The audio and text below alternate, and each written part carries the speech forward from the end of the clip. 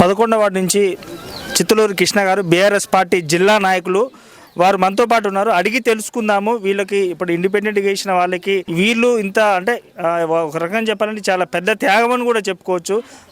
అన్నగారు విత్డ్రా చేసుకొని వీళ్ళకి ఇంత సపోర్ట్ ఇవ్వడానికి గల కారణాలు ఏందో అన్నగారి మాటల్లోనే అడిగి తెలుసుకుందాం. అన్న చెప్పండి అన్న.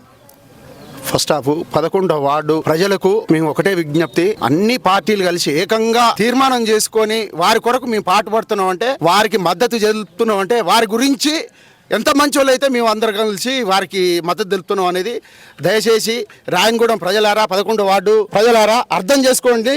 అర్థం చేసుకొని మీరు బుట్ట గుర్తుకు ఓటేయవలసిందిగా కోరుతూ, మేమందరం మనస వాచ కర్మణ మీ అందరికీ తల వంచి శిరసు వంచి మీ అందరికీ కోరుకుంటున్నా బుట్ట గుర్తుకు వేయాలని. ఎందుకంటే గత 10 సంవత్సరాల నుంచి అయినా ఎప్పటి నుంచి అయినా వీరయ్యగౌడు ఇందిరా అనేటోళ్ళు ఏ ఆపద వచ్చినా ఎక్కడ ఉన్నా విగ్రహాలు పెట్టినా ప్రతిదానికి సాయం చేసుకుంటూ తన వంతు సచిన వాళ్ళకి కానీ దేనికి కానీ ప్రతిదానికి సాయం చేసుకుంటూ వస్తుండు, ఇప్పటికీ చేసుకుంటూ వస్తుండు, ఎప్పటికీ చేస్తాడు అనే నమ్మకం మాకున్నది. కాబట్టి మేము బాజాప్తుగా మేము విత్డ్రా చేసుకొని మా ఎమ్మెల్యే గారు జగదీశ్వర్ రెడ్డి గారికి విజ్ఞాపించుకున్నాం.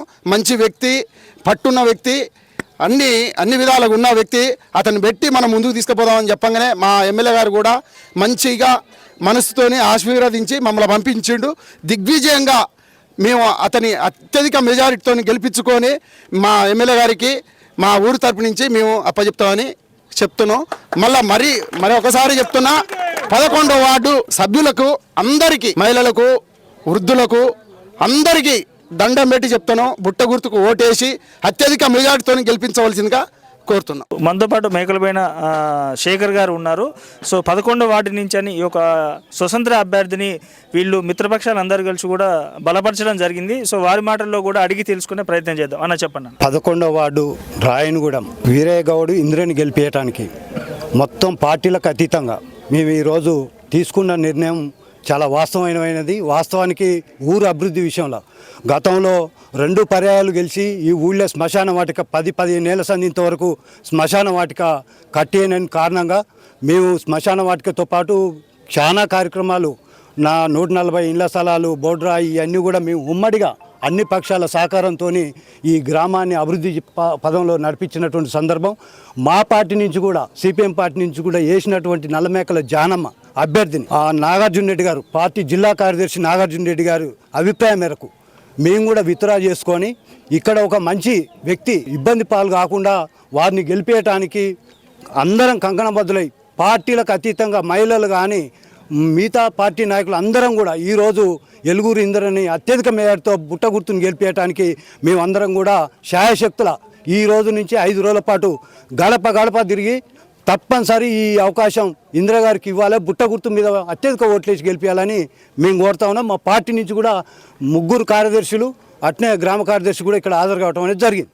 ఇంకోటి ముదిరాజులకు సభ్యత్వాలు లేకుంటుండే మేము మినిస్టర్ గారు, మాజీ మినిస్టర్ గారు జగదీశ్వర్ రెడ్డి గారు ఉన్నప్పుడు అయ్యా దండం పెడతాం, మా ముదిరాజులు ఏదైనా చనిపోయినా ఏదైనా పోయినా వాళ్ళకు సభ్యత్వాలు లేక ఇబ్బంది పెడుతురు, వాళ్ళకు స్కిల్ టెస్ట్ పెట్టించి ఎట్లైనా చేపియాలని చెప్పి కోరగా మా మేరకు, అందరి మేరకు వారు స్కిల్ టెస్ట్ పెట్టించి వారికి ఎన్ని ఒత్తిడులు ఉన్నా సూర్యాపేటలో పెద్ద సంఘం ఉంది, వాళ్ళు వద్దన్నా కూడా ఇక్కడ రాయనగూడాన్ని ప్రత్యేకంగా దృష్టికి తీసుకొని పెట్టడం జరిగింది. ఇవాళ కొంతమంది మేమే పెట్టించినాం అంటారు. దానికి సాక్ష్యం కూడా స్కిల్ టెస్ట్ పెట్టించినప్పుడు ఉన్నారు. ఇది కూడా మీరు కూడా ఒకసారి చూడండి. మేము పెట్టించినాం. మా ఆధ్వర్యంలో జిల్లా కమిటీ, రాష్ట్ర కమిటీ నుంచి ఆర్డర్ తెచ్చినాం. ఆర్డర్ తెచ్చిన వెంటనే అది ఏమైందంటే గవర్నమెంట్ పడిపోయింది. గవర్నమెంట్ పడిపోగానే సభ్యత్వాలు అనేది వచ్చింది. ఆర్డర్ వచ్చిన తర్వాత ఎవరేం చేయలేరు. మనం తీసుకుపోయి కోర్టులో వేస్తే కోర్టు ఆర్డర్ వేస్తుంది అని చెప్పినాం. దాన్ని కొంతమంది ఏం చేస్తున్నారు అంటే రాజకీయంగా వినియోగించుకోవాలని ఏదో సభ్యత్వాలు వచ్చినాయని చెప్తారు. సభ్యత్వాలు ఒరిజినల్ సభ్యత్వాలు కాదు. ఒరిజినల్ సభ్యత్వాలు అయితే మనకు కమిటీ ఉన్నది. ఆ కమిటీ తీర్మానం చేయాలా, లెడ్జర్ బుక్కులు ఎక్కియాలి, వాళ్ళ సంతకాలు ఉండాలి, అన్నీ ఉంటేనే అది సభ్యత్వాలు వచ్చినట్టు. ఇవాళ కళ్ళబొల్లి మాటలు దయచేసి నమ్మకండి.